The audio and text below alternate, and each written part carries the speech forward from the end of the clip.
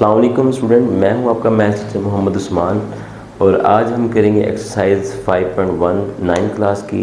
बहुत ही easiest exercise में शुमार होता है इसका भी।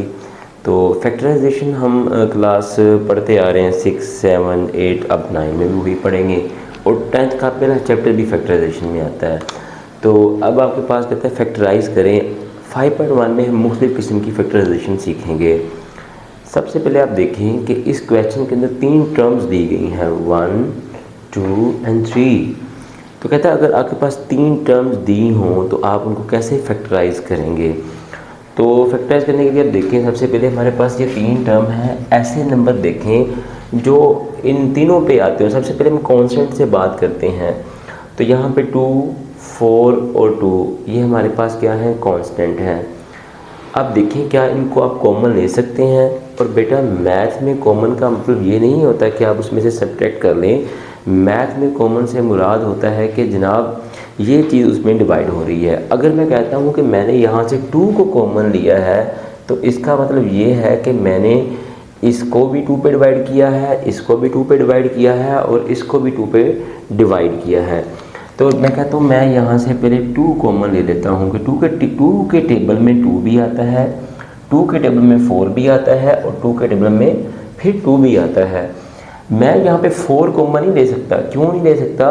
क्योंकि 4 के टेबल में 4 तो आता है लेकिन 4 के टेबल में ना 2 आता है ना ये वाला 2 आता है। तो लिहाजा मैं यहाँ से सिर्फ 2 ही कॉमन ले सकता हूँ। तो मैंने सबसे पहले इनमें से 2 सेलेक्ट कर लिया कॉमन।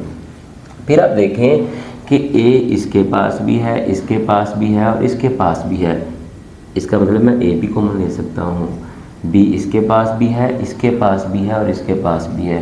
तो मैं बी भी कॉमन ले सकता हूँ। लेकिन सी इसके पास है, इसके पास नहीं है, नहीं कॉमन आ सकता। इसी तरह एक्स इस अकेले के पास, इन दोनों के पास नहीं है। इसी तरह डी नहीं है। खैर आगे आपने क्या किया, जब आपने ये डिसाइड कर लिया कि यार इस तीनों टर्म्स के अंदर एक सिर्फ 2 कॉमन जा रहा है और ए और बी, फिर देखते पीछे क्या रह गया। जब इस टर्म में से आपने 2 भी कॉमन ले लिया यानी कि 2 पे डिवाइड कर दिया, ए बी पे भी डिवाइड कर दिया, बी पे भी डिवाइड कर दिया, तो पीछे तो सी बच जाएगा। तो ये मेरे पास सी आ गया। इसी तरह जब इस 4 को 2 पे डिवाइड करेंगे तो 2, ये ए भी गया, बी भी गया और ये एक्स। और इसी तरह हमारे पास ये क्या बच जाएगा, डी बच जाएगा। ये आपका आंसर आ जाएगा इसका। नीचे वाला क्वेश्चन देखते हैं। तो सबसे पहले आप कांस्टेंट देखें। हमारे पास ये 3 कांस्टेंट लगे हुए हैं। इन तीनों कांस्टेंट में आपने वो नंबर ढूंढना है जिसके टेबल में 9 भी आता हो, 12 भी आता हो और 18 भी आता हो। तो देखें 3 के टेबल में 9 भी आता है, 12 भी आता है और 18 भी आता है। यहाँ पे आप 6 कॉमन नहीं ले सकते। आप कहें हाँ जी, क्योंकि 6 के टेबल में 12 भी आता है और 18 भी आता है, लेकिन 6 के टेबल में 9 नहीं आता। इसी तरह आप 9 कॉमन नहीं ले सकते क्योंकि 9 के टेबल में 9 तो आता है लेकिन 12 नहीं आता, ये आता है। लेकिन तीनों आने चाहिए थे ना, तीनों तो नहीं आए कॉमन। ये जितनी भी टर्म्स थी आप ले रहे हैं। तो इसमें से मिनिमम जो कॉमन जाता है वो 3 कॉमन जाता है। वो मैंने 3 कॉमन लेके लिख लिया। अब आगे वेरिएबल्स के बाद एक्स इसके पास भी है, इसके पास भी है, लेकिन इसके पास नहीं है। तो अब इसका मतलब एक्स तो हम नहीं कॉमन ले सकते जनाब, वो तो लॉक लग गया। हाँ जी, वाई इसके पास भी, इसके पास भी, इसके पास 2 वाई हैं, आपने वाई कॉमन ले लिया। जब 9 को 3 पे डिवाइड किया तो आंसर क्या आया बच्चों, 3 आया। एक्स खत्म हो एक्स आ जाएगा, वाई खत्म हो जाएगा, नेगेटिव साइन वैसे आ गया। इसी तरह जब इस 12 को 3 पे डिवाइड किया तो 3 4 12 और एक्स स्क्वायर और वाई ख़त्म हो जाएगा आपका प्लस। और इसी तरह 3 6 18 और 2 वाई थे, 1 वाई रह गई, 1 वाई बाहर कॉमन चला गया। अब इसका थर्ड पार्ट देखते हैं बच्चों। थर्ड पार्ट में आप देखें कि आपके पास लिखा हुआ है -3, ये 3 टर्म दी हुई है। सबसे पहले आप कांस्टेंट देखें कौन सा कॉमन जा रहा है। आप कहेंगे जी 3 और 9। तो जी हम सर यहाँ से ना माइनस भी कॉमन लेते हैं। -3 एक कॉमन चला गया और एक इन सब के पास x है लेकिन y इसके पास और इसके पास है, इसके पास y नहीं है, तो हम x कॉमन लेंगे। अब यहाँ पे एक क्वेश्चन ये पैदा होता है कि कितना मैक्सिमम कॉमन ले सकते हैं स्टूडेंट्स। अगर आप देखें तो यहाँ पे x की सबसे छोटी वैल्यू 1 है, पावर 1 है, तो जितनी छोटी पावर होगी उतना ही मैक्सिमम कॉमन ले सकते हैं, उससे ज़्यादा कॉमन नहीं ले सकते। हाँ, अगर यहाँ पे भी 2 होता और यहाँ पे 3 होता तो मैं 2 कॉमन ले लेता। अब क्योंकि यहाँ पे 1 पावर है और हाईएस्ट पावर तो 2 है, उसका कोई इशू नहीं है, जितनी मर्जी वो हाईएस्ट हो, लेकिन मिनिमम के हिसाब से आपने कॉमन लेना होता है। मैंने x कॉमन ले लिया तो पीछे जो मेरे पास बचा वो बचेगा आपके पास -3 कॉमन चला गया, यानी कि डिवाइड हो गया, 1 आ गया उसकी जगह पे। आप बेशक ना लिखें, एक x आ जाएगा और y आ जाएगा। अब इसी तरह ये प्लस का हो जाएगा, कोई नेगेटिव बाहर कॉमन ले लिया आपने, 3 भी गया और x भी गया, यहाँ पे सिर्फ 1 ही बचेगा आपके पास। तो जब आप नेगेटिव कॉमन लेंगे तो ये प्लस का 9 भी माइनस का हो जाएगा और 3 और ये y स्क्वायर आपके पास इसका आंसर आ जाएगा स्टूडेंट्स। तो नेक्स्ट क्वेश्चन आप देखें तो इसमें अगर आप इसका पार्ट 5 है तो पार्ट 5 में आप देखिए क्या चीज़ कॉमन जा रही है, दोनों के पास है। शुरुआत करते हैं आप यहाँ से 3 और 7 से, कांस्टेंट। क्या 3 के टेबल में 7 आता है? तो आपका जवाब होगा नहीं सर, 3 के टेबल में 7 नहीं आता और ना ही 7 के टेबल में 3 आता है। इसका मतलब ये हुआ स्टूडेंट्स कि ना हम 3 कॉमन ले सकते हैं और ना ही हम यहाँ से 7 को कॉमन ले सकते हैं। अब जब ये तय हो गया कि कांस्टेंट तो कोई कॉमन नहीं आ रहा, तो अब हमारा अगला स्टेप ये होगा कि इनमें क्या चीज़ कॉमन है। आप देखें x, यहाँ पे x की सबसे हाईएस्ट डिग्री 3 है और यहाँ पे 2 है। तो हमने पीछे पढ़ा कि आप मैक्सिमम उतना ही कॉमन ले सकते हो वेरिएबल को जितनी उसकी लोवेस्ट पावर हो। यहाँ पे x की लोवेस्ट पावर 2 है, तो इसका मतलब आप यहाँ से सिर्फ x स्क्वायर कॉमन ले सकते हो। तो एक बात ये डिसाइड होगी कि हम यहाँ से x स्क्वायर कॉमन लेंगे। ओके स्टूडेंट्स जी। नेक्स्ट, जब आपने ये डिसाइड कर लिया मैं इसमें से x स्क्वायर कॉमन ले सकता हूँ, तो y की बात करते हैं। तो y देखें बच्चों, इसके पास भी y, उसके पास भी y है। अब इसके पास y की 1 पावर है, उसके पास 2 पावर है, तो मैं 2 तो नहीं ले सकता, मैं y की 1 पावर ही कॉमन लूँगा। तो मैं कहता हूँ जी मैंने एक y भी कॉमन ले लिया। उसके बाद बारी आती इस टर्म की, इन दोनों के पास सेम है, वो भी आप x माइनस 3y कॉमन ले लें। पीछे क्या बचेगा आपके पास? पीछे ये 3x स्क्वायर कॉमन चला गया तो पीछे एक x रह गया और y ख़त्म हो गया। आगे नेगेटिव साइन यहाँ पे आ जाएगा बच्चों। तो अगर 7 आपका x से चला गया और यहाँ पे y आपके पास, ये इसका क्या आ जाएगा? सोल्यूशन सेट आ जाएगा। क्वेश्चन नंबर 4, इसका पार्ट 4 वो आप खुद हल कीजिएगा। आइए अब इसका नेक्स्ट क्वेश्चन देखते हैं जी स्टूडेंट। क्वेश्चन नंबर 2 पे चलते हैं। तो क्वेश्चन नंबर 2 क्वेश्चन 1 की निस्बत थोड़ा सा डिफरेंट है, करना आपने इसमें भी फैक्टराइज है। बेसिकली बुक वाला आपको स्टेप बाय स्टेप फैक्टराइजेशन सिखाना चाह रहा है। वो चाह रहा है कि आपको स्टेप बाय स्टेप जो आने वाले क्वेश्चन है उसके लिए तैयार किया जाए। स्टेप 1 में हमने सीखा कि अगर आपके पास 3 टर्म्स हों उसको आपने किस तरह फैक्टराइज करना है क्वेश्चन नंबर 1 के अंदर। अब क्वेश्चन नंबर 2 मतलब स्टेप नंबर 2 में उसने क्या किया, आपके पास 4 टर्म लिया है, 1 2 3 4, ये 4 टर्म लिया है, कहता है करो इसको फैक्टराइज। अब मोस्टली केसेस में ऐसा होता है कि पूरी 4 टर्म से कोई चीज़ कॉमन ही समटाइम जाती है। जैसा कि आप क्वेश्चन नंबर 1 में देखें तो आप देखेंगे कि b इन दोनों के पास तो है लेकिन इन दोनों के पास b नहीं है, ठीक है ना। इसी तरह इन दोनों के पास 5, इन दोनों के पास 5 नहीं है, इनके पास 3 है। तो इस तरह की सिचुएशन को हल करने के लिए फिर आपने क्या करना है, फैक्टराइजेशन का मेथड चेंज करना है। आपने सबसे पहले कहना कि जनाब 2-2 पेयर सेट कर लेता हूँ, एक पेयर ये मैं कर लेता हूँ, एक पेयर ये सेट कर लेता हूँ। अब इन बातों को आपने गौर से सुनना है। पहली बात वो क्या कहता है, वो कहता है कि आपके पास चॉइस, अगर आप इनकी जगह चेंज करना चाहें तो आप कर सकते हैं, ठीक है। तो अब हमने सबसे पहले काम किया, 2 पेयर ये सिलेक्ट कर लिए, 2 पेयर ये सिलेक्ट कर लिए, ठीक है जी।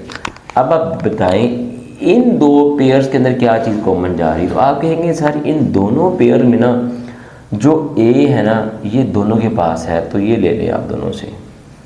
तो मैंने कहा ठीक है ले लिए, तो 5x माइनस 3y बच गया। नेक्स्ट काम क्या करना है मेरा बेटा, नेक्स्ट आपके पास ये आ गया जी। अब इसमें क्या चीज़ कॉमन जा रही, तो आप कहेंगे सर ये b इन दोनों के पास है तो b तो लेना ज़रा।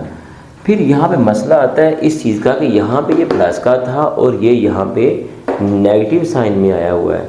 तो आप कहते हैं कि सर इसका नेगेटिव बी आप कॉमन लें बी के साथ साथ। जैसे ही मैंने माइनस बी कॉमन लिया तो 5x ये प्लस वाला नेगेटिव हो जाएगा और ये 3y आ गया। जी स्टूडेंट, आपने देखा कि ये वाला और ये वाला पार्ट सेम आया। अगर ये दोनों पार्ट सेम नहीं आए तो इसका मतलब ये हुआ कि आपको इनकी अरेंजमेंट्स तब्दील करनी पड़ेंगी। तो आप उनकी अरेंजमेंट्स को तब्दील करके इनको बराबर लेके आएंगे। ये कंपल्शन है कि जब आपने 4 टर्म्स को फैक्टराइज कर रहे हैं तो ये दो आपस में सेम आने चाहिए। चले जी, अगला काम क्या करना है आपने? अगला काम जो क्वेश्चन 1 में किया था, इस सारे में और इस सारे में क्या चीज़ कॉमन है? तो आप कहेंगे सर इस सारे के अंदर ना 5x - 3y कॉमन है। पीछे क्या बच गया? ये a, आप इसको यूँ लिख लें, और ये माइनस b, ये पीछे बच गया, इसको आप यूँ लिख लेंगे। ये आपके पास इसका क्या आ जाएगा? आंसर आ जाएगा। क्वेश्चन नंबर 2 पार्ट 2 का पार्ट 2 है। तो इसमें भी आपके पास 4 नंबर दिए हुए हैं, दिस 1, 2 एंड दिस 2। ठीक है, अब आप देखें बेटा इनमें क्या चीज़ कॉमन जा रही है, इसमें और इसमें क्या चीज़ कॉमन जा रही है? आप कहेंगे सर इसमें सिर्फ y कॉमन जा रहा है। ठीक है, 3 कॉमन नहीं जा सकता, 2 कॉमन नहीं जा सकता, तो 3 और x y की कॉमन चल डिवाइड हो गया था y पे y, तो ये यहाँ पे 1 आ जाएगा, 2 आएगा, सॉरी यहाँ पे 2 आएगा, नॉट y, 2 तो कॉमन गया ही नहीं। अब इसमें आप देखें तो क्या चीज़ कॉमन जा रही है 12 और 4 में?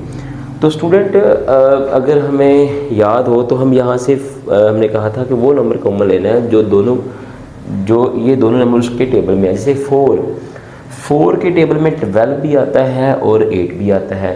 तो फिर आपके जहन में आया यार 2 भी तो कॉमन जा सकता था ना, तो 2 को क्यों नहीं सारे कॉमन लिया? देखिए आपने मैक्सिमम कॉमन लेना है, मैक्सिमम कितना जा सकता है। तो मैं 2 को लूँ फिर मुझे एक 2 लेना पड़ेगा, तो बेहतर ये कि मैक्सिमम कॉमन ले लें। तो मैक्सिमम यहाँ पे 4 कॉमन ही जाता है, तो मैं -4 कॉमन ले लेता हूँ। जैसे मैंने 4 कॉमन लिया तो 12 को 4 पे डिवाइड करें तो क्या आंसर आएगा? 3, साथ ही x की तो कॉमन नहीं गया, वैसे आ गया, और 4 2 = 8। आप देखेंगे ये वाली चीज़ और ये वाली चीज़ सेम बने। अगर इन दोनों के साइन या जगह भी आगे पीछे हो तो आप इसमें कहते हैं यार आप ये हो सकता है ये जो पेयर है ये इसको अरेंज करने वाले हैं। ठीक है, तो ये तो अरेंज हैं ऑलरेडी। तो अब आपने देखना है कि इसमें और इस 2 टर्म में क्या चीज़ कॉमन है। 3x + 2 इन दोनों में कॉमन था, वो ले लिया, फिर पीछे क्या y - 4, ये आपके पास इसका आंसर आ जाएगा। इसका पार्ट 3 देखें, यहाँ पे पार्ट 3 में क्या करना है आपने? 4 टर्म्स दिए हुए 1 2 3 4। सबसे पहले आपने कहा जनाब ये मेरे 2 ये और 2 ये हो गए। ठीक है बच्चों, अब आप देखें इसमें कितना कॉमन जा रहा है। मैक्सिमम x कॉमन जा रहा है। कितने x कॉमन ले सकते हैं? ओनली 1 क्यों? क्योंकि यहाँ पे x की हाईएस्ट लोवेस्ट डिग्री है, दैट इज़ 1। तो इसका मतलब सिर्फ एक x कॉमन ले सकते हैं, x² भी कॉमन नहीं ले सकते, x³ भी कॉमन नहीं ले सकते। तो x कॉमन लिया आपने तो x² + 3y² ये आपके पास आ जाएगा। इसी तरह हम इसकी बात करते हैं तो देखिए आपके पास ये 2 टर्म्स हैं, इनमें क्या चीज़ कॉमन जा रही है? एक तो 2। अब 2 प्लस का के माइनस का, ये बड़ा इशू होता है बच्चों को, यार ये हम प्लस कॉमन लें या नेगेटिव साइन कॉमन लें। तो स्टूडेंट्स यहाँ पे आप नेगेटिव को कॉमन लाजमी लेंगे। क्यों? यहाँ पे हमारे पास ये चीज़ प्लस में थी, तो हमने भी जो ब्रैकेट के अंदर लेके आए वो प्लस में है, तो हमने भी उसके अंदर प्लस में लेके हम कहीं नेगेटिव साइन भी आप इसका कॉमन ले लें। और y कितने कॉमन जाते हैं? y सिर्फ एक कॉमन जा सकता है, क्योंकि y की सबसे छोटी पावर 1 है। जब 2 को 2 पे डिवाइड किया तो 1 जवाब आया, ना लिखना तो फिर भी कोई फ़र्क नहीं पड़ता, x² आ गया आपके पास, y चला गया। इसी तरह 2 आ जाएगा आपके पास 2 3 और ये y²। जी बेटा ये माइनस कॉमन लिया था, ये प्लस का हो जाएगा। अब देखें ये दोनों टर्म हमारे पास सेम हैं, तो आप इनको कॉमन ले लें, x + 3y² और x - 2y, ये आपके पास इसका सलूशन आ जाएगा। पार्ट 4 देखें। पार्ट 4 में अब आप कहेंगे यहाँ तो 4 टर्म्स नहीं दी हुई, यहाँ तो 2 टर्म्स हैं, तो बेशक ये 2 है लेकिन आप इनको फैक्टराइज नहीं कर सकते, इन दोनों में कोई चीज़ कॉमन नहीं निकलती। तो आप इसको सबसे पहले ओपन करते हैं। तो कैसे करेंगे बच्चों ओपन? हम कहते हैं कि हाँ जी, ये इससे मल्टीप्लाई करेगा तो एक्स स्क्वायर इंटू जी, जब ये इससे मल्टीप्लाई करेगा तो माइनस वाई स्क्वायर जी प्लस, इसी तरह जब ये इससे मल्टीप्लाई करेगा तो वाई स्क्वायर एक्स, जब ये इससे मल्टीप्लाई करेगा तो माइनस एक्स जी स्क्वायर। प्लस वाले इकट्ठे करेंगे, इनको अरेंज करेंगे इनको हम क्या करेंगे? अरेंज करेंगे साइक्लिक ऑर्डर के लिहाज से। मैं जनाब यहाँ पे ना प्लस वाले इकट्ठे करता हूँ, कि ये प्लस वाला था कि ये प्लस वाला था, इन दोनों को मैं यहाँ पे लिख लेता हूँ वाई स्क्वायर। अब हमने क्या करना है बच्चों? अब हमने सेट करना है, इसको कर लेते हैं माइनस, इस वाले को माइनस एक्स जेड स्क्वायर, और ये वाला इधर आके minus Y square into Z, ये हमारे पास आ जाएगा। स्क्वायर को क्या कर दिया मैंने जी बच्चों। इस स्टेप में मैंने क्या किया? जब मैं इस स्टेप से इस स्टेप में आया तो मैंने इनको अरेंज किया। क्या किया है? तरतीब दी है, अरेंज किया, इनको तरतीब दी है। अब देखें इनमें क्या चीज़ कॉमन जा रही है। आप कहें सर इनमें सिर्फ ना एक्स ही कॉमन जाता है, ठीक है, एक्स कॉमन लिया, एक्स जी प्लस वाई स्क्वायर, ये बच गया। इसमें क्या चीज़ कॉमन जाती है? इसमें एक तो नेगेटिव साइन कॉमन जाता है, दूसरा जी कॉमन जाता है। इसमें से एक्स रह गया और ये एक जी रह गया, नेगेटिव प्लस का हो जाएगा क्योंकि नेगेटिव बाहर कॉमन ले लिया है, तो वाई स्क्वायर आ जाएगा आपके पास। जी स्टूडेंट, देखा आपने ये वाली टर्म और ये सेम बनी। अगर ये आपकी सेम ना बनती तो फिर आप इनको दोबारा से तरतीब देते, ठीक है।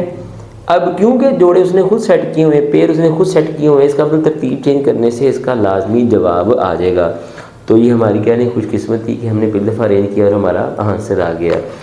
तो आपको प्रैक्टिस करनी पड़ेगी इसकी, ठीक है। तो एक्स जी प्लस वाई स्क्वायर, ये वही स्टेप है जो क्वेश्चन नंबर 1। इन दोनों में क्या चीज़ कॉमन थी? आप कहें एक्स जी प्लस वाई स्क्वायर, इसके पास भी है इसके पास भी, कॉमन ले लिया। पीछे क्या बचा? पीछे बचा एक्स माइनस जी। तो ये मेरा बेटा आपके पास इसका आंसर आ जाएगा। क्वेश्चन नंबर 3 देखते हैं जी स्टूडेंट। क्वेश्चन नंबर 3 है हमारे पास। 3 में आप देखें आपके पास 3 टर्म्स हैं यहाँ पे, पार्ट 1 में 3 टर्म्स, ठीक है, 1 2 3। अब कहता है जनाब करो इसको फैक्टराइज। मैं देखता हूँ कैसे करते हो। तो अब आप देखें कि यार सबसे पहला काम जो सीखा था कि इन तीनों में कोई ऐसा नंबर तो नहीं है जो तीनों के पास कॉमन जा रहा हो। वो हमने चेक किया, हमें नहीं नज़र आया कोई ऐसा नंबर जो इसके पास भी हो, इसके पास भी हो और इसके पास भी हो। लो जनाब, ये तो काम ख़राब हो गया, इनकी स्टेप 1 जो हमारा फेल हो गया। अब हमने क्या करना है? अब हमने कहना है कि यार कोई ऐसे 2 नंबर ढूंढे, इनको 4 बनाते हैं, 3 से 4 बनाना है, जो आपने क्वेश्चन नंबर 2 में किया था। क्वेश्चन नंबर 2 में वो खुद ही आपको 4 टर्म्स देता था ताकि ये आप सीख सकें। अब यहाँ पे 3 टर्म दी हैं। पहला काम चेक किया कोई चीज़ कॉमन तो नहीं जाती, आपने पता लगा ली कोई चीज़ कॉमन नहीं जा रही। अब हम इसको चाहते हैं कि यार ये 1 2 3 से ना 4 टर्म होते हैं, पूरी 4। कैसे करेंगे ये वाला सवाल? आप देखें स्टूडेंट, ये 144 लिखा हुआ है और ये क्या लिखा हुआ है 1। इनको मल्टीप्लाई करें, 144 मल्टीप्लाई 1 इज इक्वल टू 1। और ये दरमियान में क्या लिखा हुआ है? प्लस 24, ठीक है। अब कंडीशन देखें यहाँ पे क्या है, 2 कंडीशन। पहली कंडीशन ये, आपने ऐसे 2 नंबर ढूंढने हैं जिनको मल्टीप्लाई करूँ तो जवाब मेरे पास आए 144। जिन दोनों को मल्टीप्लाई करूँ तो जवाब क्या है? 144 आए। और अगर उन 2 नंबर को मैं प्लस करूँ या नेगेटिव साइन से माइनस कर दूँ, सब्ट्रैक्ट कर दूँ, तो फिर मेरे पास आंसर आना चाहिए कितना? 24। मल्टीप्लाई करूँ 144, प्लस करूँ या सब्ट्रैक्ट करूँ तो जवाब 24। अब ये वाला ना इशू आ जाता है, यहाँ पे छोटी सी टर्म होती ना, छोटी रकमें होती तो आप आसानी से कर लेते। तो अब मेरे जैसा स्टूडेंट तो फंस गया यहाँ पे आके, क्या करेगा? तो यहाँ पे हमें हेल्प आउट करता है प्राइम फैक्टराइजेशन। तो डियर स्टूडेंट, प्राइम फैक्टराइजेशन में हमने सीखा था क्या, आपको याद होगा, मैं यहाँ पे लिख लेता हूँ ऐसे 144, ये जो आपने निकाला था ना मल्टीप्लाई करके, वो यहाँ पे लिख लिया।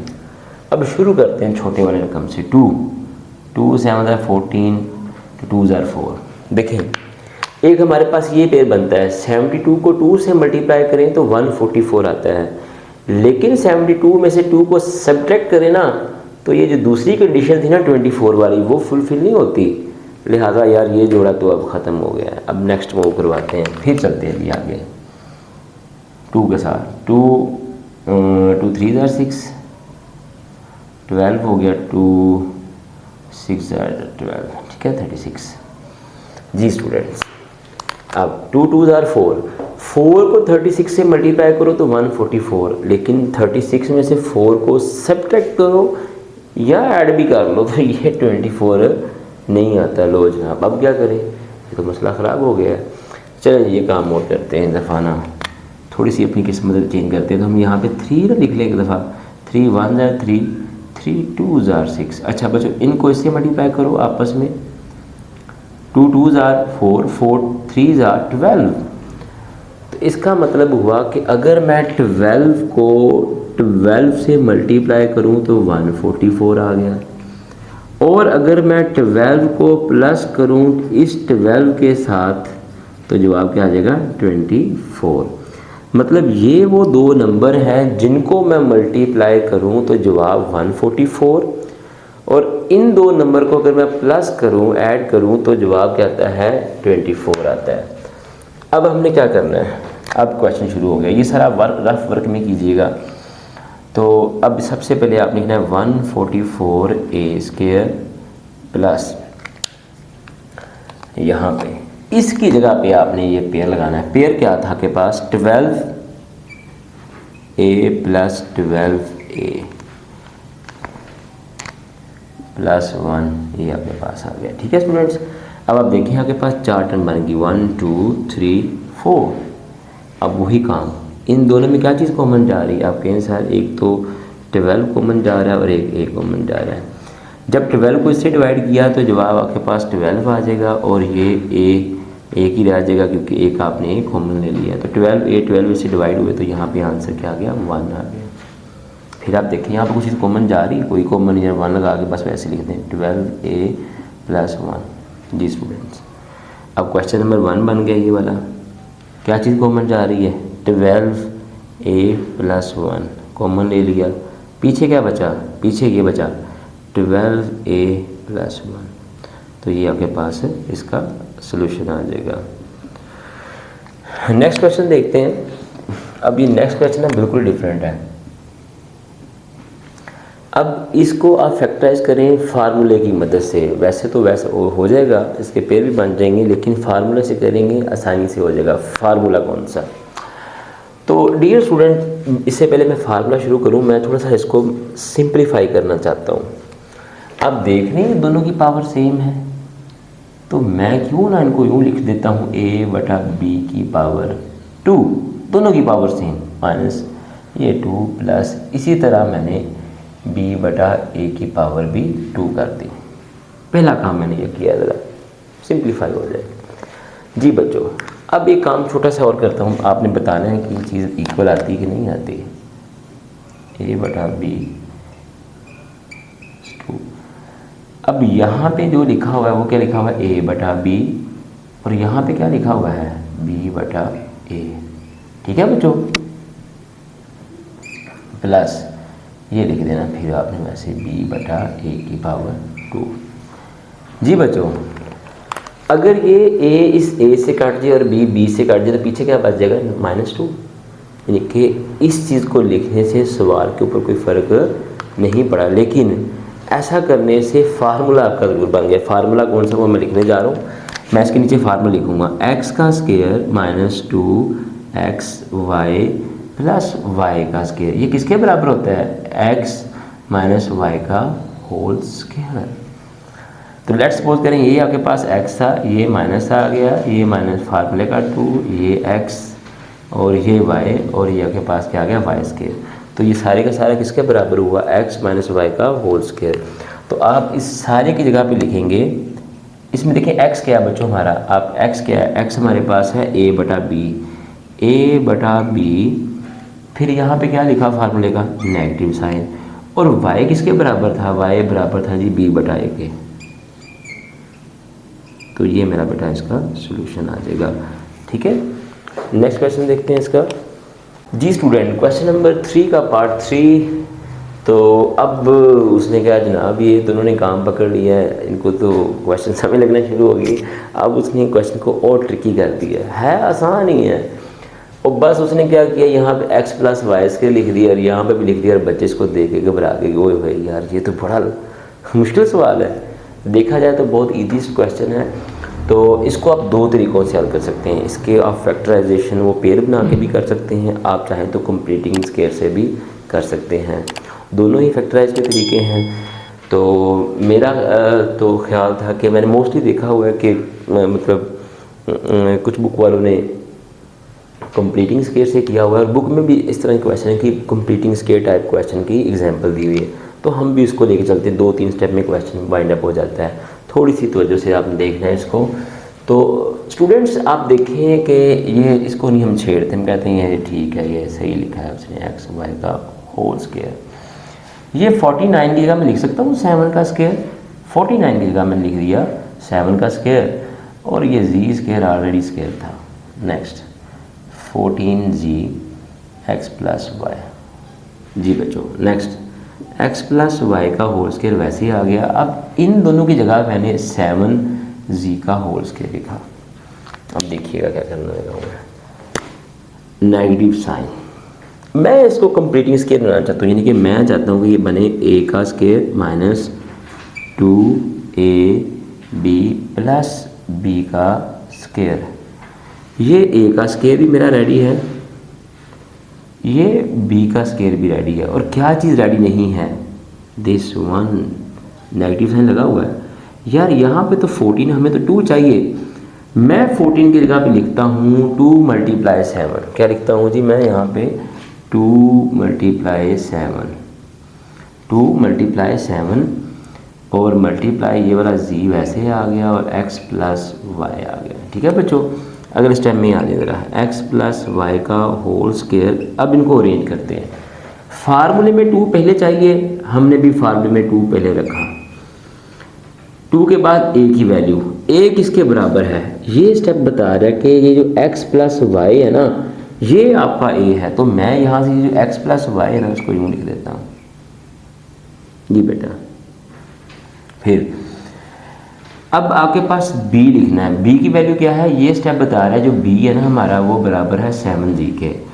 तो यहाँ पे एक 7 बच गया, तो z बच गया था, हम इन दोनों इकट्ठा लिखेंगे एक ही ब्रैकेट के अंदर, प्लस 7g, ये वाला 7g स्क्वायर वैसे आ गया। अब इस चीज़ को मैंने अरेंज करके यूँ लिख दिया, पूरा फार्मूला बन गया, a square minus 2ab plus b square किसके बराबर होता था ये आपके साथ, ये तो बराबर था a माइनस b के होल स्क्वायर के बराबर था।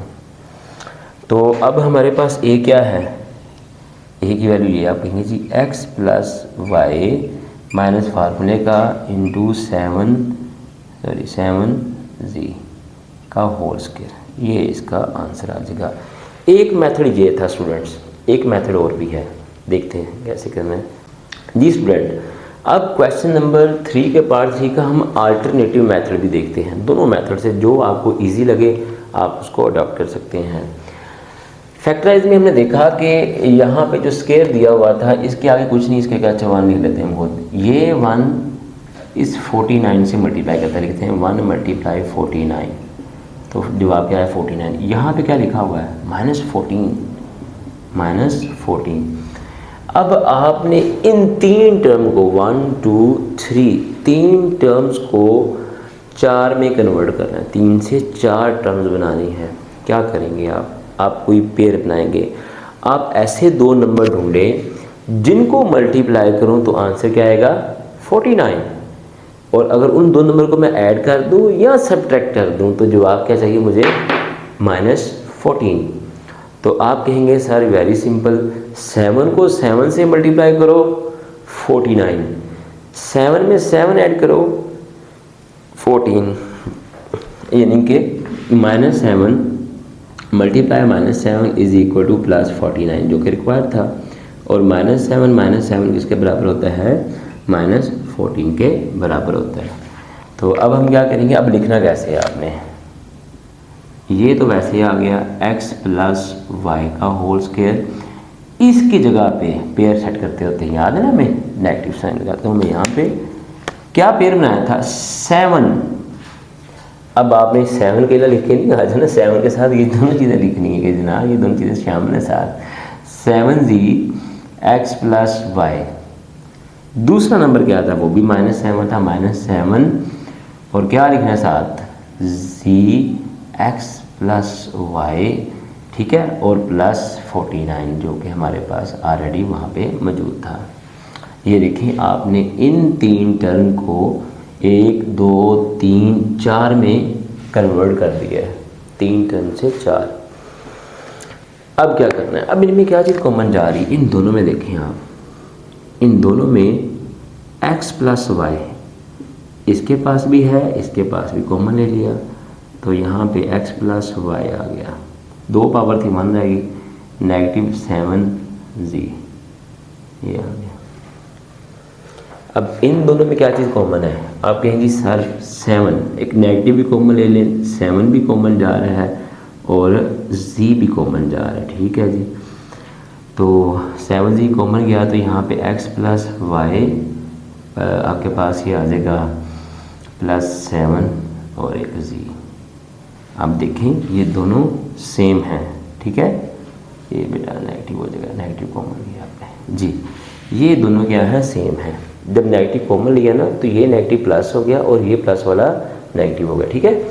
अब ये दोनों नेगेटिव, ये दोनों सेम है, तो अब अगर स्टेप 1 वाला काम करेंगे कि इन दोनों में क्या चीज़ कॉमन है, आप कहेंगे सर इन दोनों में कॉमन है x + y, ये -7g, ये चीज़ इसके पास भी है, इसके पास भी, उठा के इधर लिख दी। पीछे क्या बच गया, पीछे आपके पास बचा ये वाला x + y -7g, क्या लिखी जा रहा हूँ, ये वाला, ठीक है बेटा। बस आप चाहे तो इसको यूँ भी लिख सकते हैं, लिख सकते हैं x + y, ये आपके पास इसका अल्टरनेटिव मेथड भी आ जाएगा। अब इन दोनों में से जो आपको इजी लगता है आप उसको सॉल्व कर लें। नेक्स्ट क्वेश्चन देखते हैं स्टूडेंट, क्वेश्चन नंबर 3 का पार्ट 4, इस क्वेश्चन 3 का लास्ट पार्ट है। अब 3 टर्म्स हैं, क्वेश्चन नंबर 1 पे आते हैं वापस। उसमें मैं कहा था 3 टर्म्स हैं, देखिए कोई चीज़ कॉमन तो नहीं जा रही।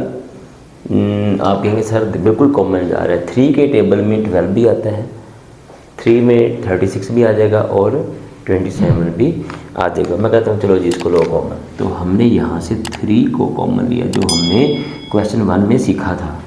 जब 3 पे इसको डिवाइड किया तो 3 4 12 x के 3 ये 12 हो जाएगा और ये 9 हो जाएगा। अल्लाह काम क्लियर। लेकिन अभी भी इसको मज़ीद फैक्टराइज किया जा सकता है। अब कहेंगे यार अब तो कोई चीज़ कॉमन ही निकल रही है, 4 है, 12 है, 9 कैसे कॉमन निकल सकता है? निकल सकता है इसमें से भी कॉमन। तो हम क्या करते हैं, इन 3 टर्म को 4 में कन्वर्ट करते हैं, जो कि क्वेश्चन नंबर 3 में करते आ रहे हैं हम लोग। ये क्या लिखा हुआ है बच्चों 9, और ये क्या लिखा हुआ है 4, यानी कि 9 और 4। 9 और 4 को मल्टीप्लाई करो क्या आंसर आता है, 4 मल्टीप्लाई बाई 9 36, और ये दरमियान में क्या लिखा -12। जी बेटा, कंडीशन ये है, 2 ऐसे नंबर जिनको मल्टीप्लाई करें तो आंसर क्या है 36, और 2 ऐसे नंबर चाहिए जिनको आप प्लस करें या सबट्रैक्ट करें तो आंसर मेरे पास -12। तो मोस्ट स्टूडेंट को पता लग गया होगा कि इसका आंसर 6/6 है। 6 को 6 से मल्टीप्लाई करें 36, और 6 में 6 ऐड करें तो -12 आता है, ठीक है ना। तो कुछ स्टूडेंट कहते हैं कि सर 9 और 4 को भी तो मल्टीप्लाई करें 36 आता है, तो मैं उनसे कहता हूँ क्या 9 और 4 को प्लस करने से या सब्ट्रैक्ट करने से ये आंसर आता है? अगर आता है तो लिख ले, अगर नहीं आता तो फिर छोड़ दे। तो 9 और 4 13 होता है, 12 नहीं होता, इसलिए 9 और 4 को लेते नहीं है। ठीक है मेरा बेटा। तो आप यहाँ पे दो पेयर हैं, यहाँ तो 6 6 और 36, तो हम इसी को ले लेते हैं। तो हम कहते हैं कि जनाब ये 4x² वैसे आ गया, इस 12 की कभी लिखूँगा -6x -6x +9 जी। इनमें क्या चीज़ कॉमन जा रही है बच्चों, इन दोनों में? तो आप कहेंगे सर इन दोनों में ना 2 भी कॉमन जा रहा है और x भी कॉमन जा रहा है। जब इसमें 2 डिवाइड किया तो 2, ये x -3, इसमें से -3 कॉमन जा रहा है तो 2x -3 जी बेटे। एग्जामिनर आपका ये वाला पॉइंट ये लाजमी चेक करता है, जब आप 4 टर्म्स बना के उसको फैक्टराइज कर रहे होते हैं ना, उसको कॉमन ले रहे होते हैं, ये लाजमी चेक करता है वो देखता है कि ये दोनों आंसर सेम है इसके। तो ये अगर सेम है तो उसका मतलब ये पेयर ठीक लगा हुआ है, इसकी तरतीब भी ठीक है, पेयर भी ठीक है। अगर ये सेम नहीं ना तो आप क्वेश्चन रॉन्ग कर देगा, आपको उसे पता लग जाएगा कहीं ना कहीं कोई गड़बड़ी की हुई है पेपर में, क्वेश्चन में। अच्छा बेटा, इन दो के पास क्या चीज़ कॉमन है आप बता सकते हैं? तो आप कहेंगे सर इन दोनों के पास 2x -3 कॉमन था, तो पीछे क्या बच गया? पीछे बचा के पास ये वाला 2x, ब्रैकेट में लिखें 2x और ये वाला -3, इसको आप यूँ लिख दें। ये दोनों सेम नहीं निकल आए? हाँ जी, तो हम कह रहे हैं 2x -3 की पावर 2। तो डियर स्टूडेंट, ये इसका सॉल्यूशन आ जाएगा। आज की वीडियो में इतना ही। नेक्स्ट वीडियो में इंशाल्लाह ताला बाकी जो क्वेश्चन आएंगे वो करेंगे। बेसिकली ये फैक्टराइजेशन उन लोगों के लिए मसला है जो इसको करना नहीं चाहते। आपके पास छोटे बहन भाई की बुक्स हों, किसी की स्टूडेंट्स की, जूनियर्स की बुक्स उठा लें, वहाँ पे क्वेश्चन लिखे, आप उसकी प्रैक्टिस करें, तो ये आप इस काबिल हो जाएंगे कि आपको फैक्टराइज करना आ जाएगा। अल्लाह ताला से दुआ है कि अल्लाह ताला आपके इल्म में इजाफ़ा फरमाए। आमीन। अल्लाह हाफ़िज़।